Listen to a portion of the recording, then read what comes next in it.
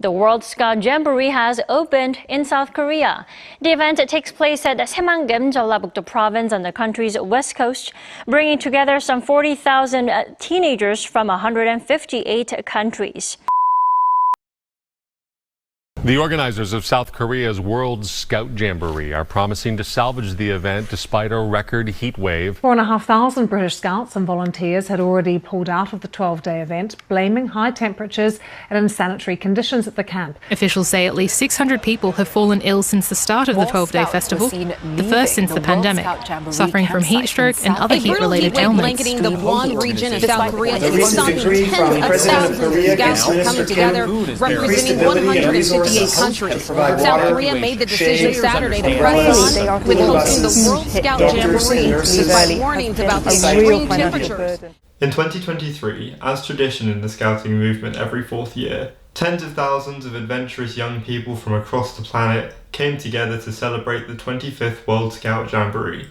For most, this will be the only chance to experience this event, making worldwide connections and sharing experiences with those you would not meet otherwise. However, for this 25th Jamboree held in Saemangeum, South Korea in 2023, a different sort of adventure awaited these unsuspecting participants. Several global news networks reported on the high temperatures, substandard on-site conditions, and incoming storm in the form of Typhoon Khanun. But a majority of these reports came from external reporters, stress-induced leadership, and homebound parents in the heat of the event. Now, having had time to reflect on their experiences, this documentary will tell the stories of those participants on a ground level with the news spiralling around them. Through these accounts, the truth as understood by those in the eye of the storm will be brought to light.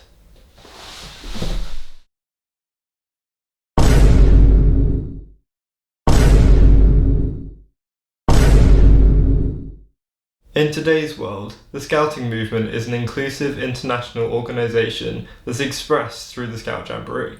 However, in order to understand how we're now in this situation, I believe there's an elephant in the room regarding the Scouting movement's progression and development in its century-long existence. Beginning in 1908, the Scouting movement, like the rest of the world, has been slow to develop where it is today. When it began on Baden-Powell's test camp to Brownsea Island, the group consisted of boys aged 11 to 18 exclusively. The handbook he crafted was named Scouting for Boys, and many groups of girls would steal the pages to practice the movement in secret. Even when Powell's sister Agnes took on leadership of girl guiding in 1910, the movement was divided. It wasn't until 1989 when girls were fully welcomed into every section of the movement.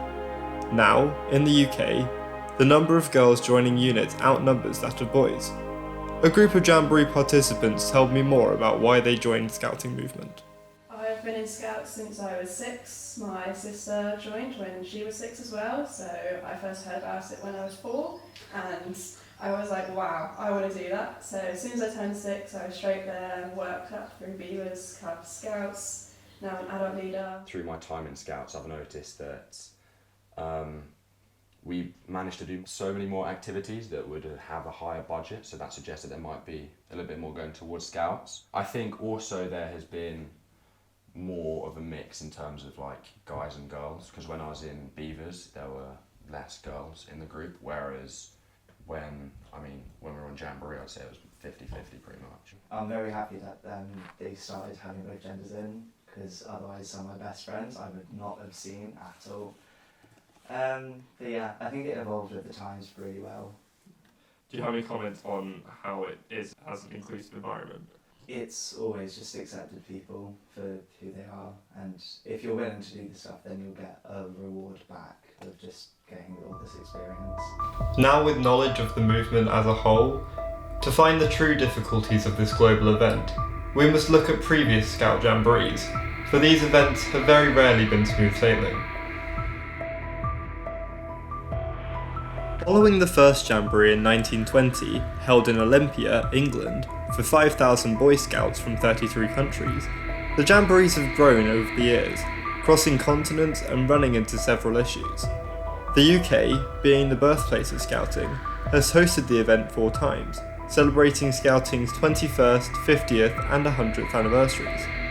Interestingly, 2023 wasn't the first time South Korea hosted it, for it also served as the destination in 1991 for the 17th Jamboree, similarly running into weather concerns, but only dealing with 16,000 participants rather than over 40,000.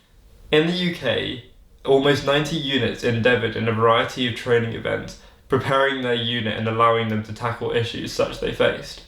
But this isn't the case everywhere in the world. I was able to talk to Cassie and Cooper, members of the Australian contingent, on how their training process went, comparing this with others within the UK. We didn't meet our unit until we were on site. We met a few of them in the hotels, but we were a bit split up across them. So yeah, we didn't meet up properly with our unit until we were on site. We did meet so we got told who our patrols were. I don't know, probably 6-ish months, give or take. But the only way we would actually get to meet up with our patrols is if we organised a meeting. Like, there wasn't anything like...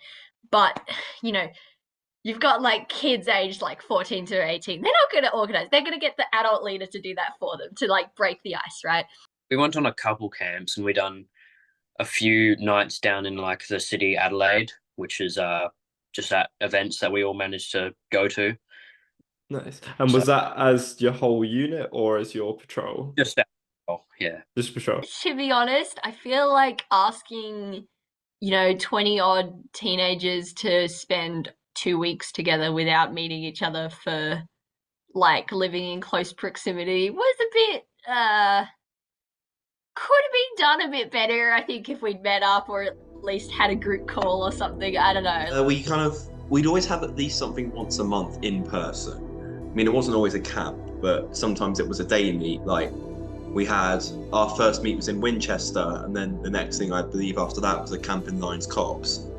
So, yeah, but it was just kind of building up more and more. It's easy to see that the most recent in the line of jamborees has had difficulties that were previously experienced. However, this time, the event appeared to have weaker management even from a young person on site's perspective. So what was really going on during the time on the supposedly purpose-built campsite in St. Mangum? Find out from them.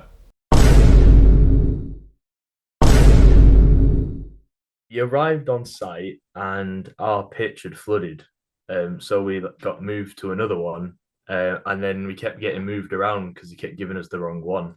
So immediate reaction was a lot of walking with a heavy bag around site, and it was pretty hot, so that wasn't very great. That wasn't great. And eventually they said we didn't have a pitch, so we slept in the polytunnels, the green tunnel, the shade tunnels, for a few nights. Did you stay in those for the whole time you were there? We did, apart from the last night. So we got our tents, and our leader said we're evacuating tomorrow. When all the units got taken off-site, a lot of us went back to Dragon City, and I think there's about 5 units from the UK. We got pushed to the Golden Tulip, which was on Incheon. Right. Oh, like, you got pushed all the way to Incheon? We got pushed all the way to Incheon. So do you know the whole typhoon kerfuffle? Like, yeah. The big... Yeah, so we got all told to stay inside, but the hotel had put on a whole, like, little party thing for us. So about 5 units, we got to have like a little disco in one of the hotels, and they put on a massive ballroom, and they got people in to come and do little performances, it was lovely, bless them. So were you sort of trapped in Incheon for that whole rest of the time then? About a week after the Jamboree, and then we left on the 16th. So we had like, I think 2 nights or 1 night back in Dragon City after we'd been in Incheon for the week. We were homeless, basically, and what we ended up doing for the first few hours on site, we basically stayed with a Philippine unit and a Dutch unit. The Philippine unit had literally moved their entire camp into a shade tunnel, and the Dutch unit were homeless, same as us. We had to leave most of our belongings behind at Arrow Park and make the journey towards the opening ceremony, hoping to get in. And then we couldn't get in. We gave up midway through and based ourselves in a international support team office. and that was a rock bottom point for us, honestly. The decision to pull us out the queue was like that literally broke the unit in two. It was like, let's find where to stay, and that was exciting because it was like, okay, we've got somewhere. Then we were taken out of there, which was a letdown. So like it was just like really like just up and down the whole time, and the uncertainty was just like killing. It was us. ridiculous, and it was hard as well on the leaders, I must admit, because they're like obviously we're asking them what's going on, and they're going, I don't know. As tends to be the case with news broadcasters, certain information is concealed or amplified to tell their non-biased story. But now we can understand the full truth. I actually think that it wasn't a really fair thing. The news exaggerated it so much. It wasn't that bad at all. Yeah, some of it was true. Like, a lot of people did end up in hospital. Like, we didn't have like the services that we needed. But at the same time, when they were talking about more the organisation of the actual thing, they were talking about the wrong people organising the wrong things, such as the government being involved and blaming it on the Scouts organisation and the wrong people, and just lots of pointing fingers with no real motivation behind why they're pointing those fingers. My unit one night went on a tour bus around Korea, and there was paparazzi everywhere, and they were trying to like photograph explorers without their permission and stuff like that. And they actually had a crash that night on that bus, which was documented by the news, but it definitely wasn't well said. Do you remember what the news article you found said was the reason we were leaving? Poor sanitation, I think it might have mentioned. Yeah, it was something to do with the fact that they had a lack of cleaning staff on the site. Oh, lack of shade was on there. It was lack of shade as well. But then what we found out the next day when we actually were leaving was that the Korean government had panicked and pumped so much more money into the Jamboree. They had buses come in to basically just sit there with the aircon on, tick over, just so you could go somewhere which would be nice and cool. They upped the staff from, I think it was about like 70 people cleaning the whole site to up to 500, just like that. It wasn't great. It was shocking how much they could suddenly just go like that when they realised things kind of got real. As said by those who went, the 25th World Scout Jamboree may have seemed hopeless from an external perspective, but an unexpected adventure like this only brings people closer together to make memories they otherwise would not have. Scouting is built on learning valuable life skills and collaboration. While they were away, every international scout proved this. The scouting community didn't let the struggles of this event defeat them, rising to the test and making the most of the Jamboree they were handed. To quote Baden-Powell himself, "We never fail when we try to do our duty. We only fail when we neglect it."